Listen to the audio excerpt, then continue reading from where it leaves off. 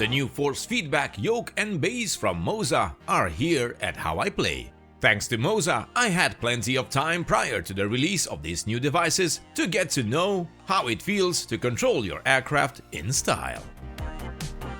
It's a whole new level when transitioning from grips to a yoke. And in this video, I will take you on a journey of discovery in a leveled and highly reactive flight using these newly added force feedback products.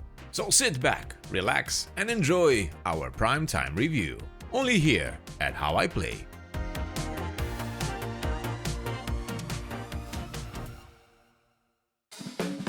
Hello virtual pilots, I'm Andre Celesti, and tonight I am finally allowed to share my thoughts about the new AY210 force feedback base and the MFY Yoke. These products are designed by Moza for both general aviation and commercial airliners, featuring their MCLS force feedback technology, and thus my tests were conducted within Microsoft Flight Simulator 2024 with multiple types of aircraft. The system works with most major flight simulation titles out there, including DCS, X-Plane, IL-2, War Thunder, and even Star Citizen. My MISC Freelancer will finally get its yoke. Yes, you're right, Petrovich. And before we move on with our showcase, I want to inform you that Moza sent these devices with no strings attached, and our opinion is personal based on our experience since we started to use these products. And when it comes to reviews, my job here is to showcase these products and inform you with everything you need to know as quick as entertaining as possible. It is up to you to decide if these devices fit your needs. So with that out of the way, let's begin. The unboxing experience for the yoke was highly satisfying. It comes packed in a very dense plastic foam in order to protect it from shock and scratches. It weighs around 1.3 kilograms and it's very pleasing to touch. Crafted with fiberglass reinforced PA66, an engineering plastic material with excellent strength, rigidity, and chemical resistance. I like the sculpted sides for a better grip, and the overall build quality is top-notch. When it comes to buttons, it has up to 34 inputs with access to button mapping being available from within the Moza's cockpit app. Same goes for the multifunctional triggers that give you plenty of options on how each axis behaves. As I found out later, it is important if you want to use them for differential brakes, rudder control, or any other button function. The two joysticks could be useful for camera movement, but I didn't use them too much, nor I find them very important in my flights. But it's always good to have extra axes lying about. This is because not everyone uses VR or head tracking. As for me, maybe once the C-130 enters the DCS flight sim stage, we can find some useful bindings for them. The two hat switches are a bit stiffer than expected. When I used them as a trimmer for the Cessna Skyhawk, well, let's just say it could be the aircraft and not the switches themselves, but I found the entire process less reliable than it should be. On the same level are the two upper buttons on each side of the grip. They feel clunky and I don't get the same quality press like on the top roundy ones. They remind me of the Xbox One RB buttons, so they can't be that bad, just a personal preference.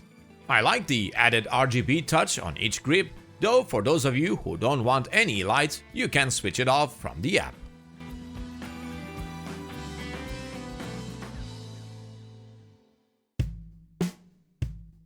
Moving to the AY210 yoke base, it is a huge piece of technology that will take some space. I barely took it from the box and Natasha had to help. Don't unpack this by yourself. Oh yes, and Petrovich helps too, as long as he gets foodies. I don't work for free. Yes, we all know that.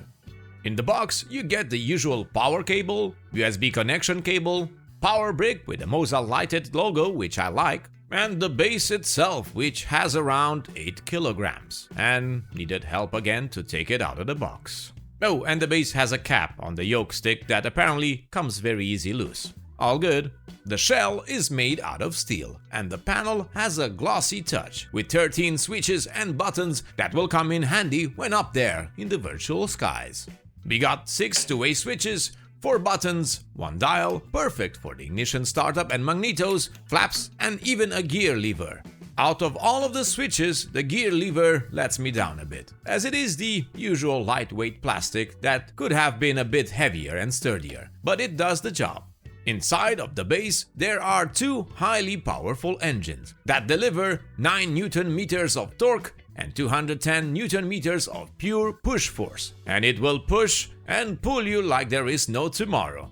I spoke with Cessna pilots and now I suffer from the same issues they do after a long flight in the Skyhawk. You mean burnt wallet? No, I mean tired back after driving on bumpy roads. Ha, he said driving.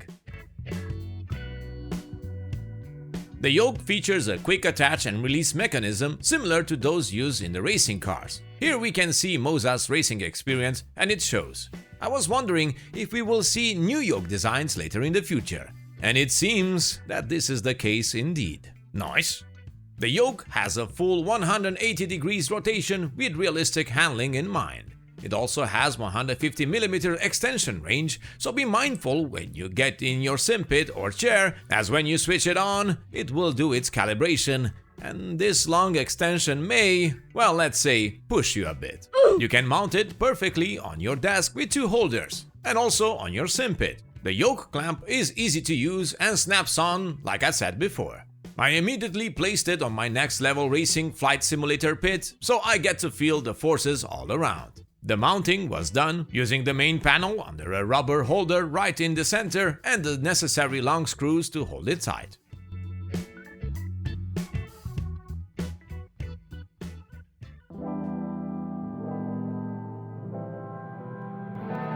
Alright, so how does it feel? Take a look at the simple startup in the Cessna. Don't forget to clear prop. And then I realized I am now hooked to immersion levels I never thought I needed before. The app is the same as for the AB9 base, and please keep in mind I used the beta version for testing, as these tests and reviews are made prior to the official Moza announcement of these products. What I like about it is that once you completed the setup and initial calibrations, the profiles are recognized from the get-go. And when you fly different aircrafts within the sim, you don't have to switch manually to a different profile, as it recognizes what airplane you are flying. Even better, compared to other brands out there, Moza has a great experience with the app support for different titles thanks to their long-lasting support in the racing department. So once you plug everything in, you won't need to get out of your sim and reset everything for your liking. It's all in the software, switching automatically as you go.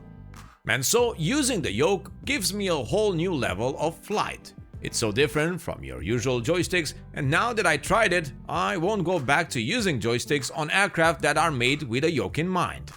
I flew a lot of missions with a basic Skyhawk from Microsoft Flight Simulator, but then I tried the Chaos DA40, and oh boy, how I quickly realized that I need more practice.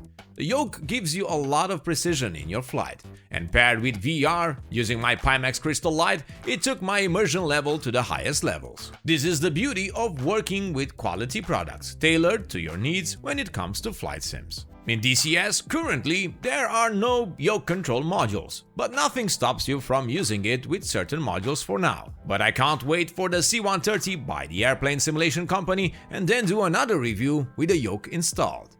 As for airliners in MSFS, well, to keep it immersive, you can use the Boeing jets or those who actually come with a yoke, but keep in mind that nobody stops you from using the A320, and you will find it's very stable once you get a hang of it. Best idea is to start like a real pilot does, from the trusty old Cessna.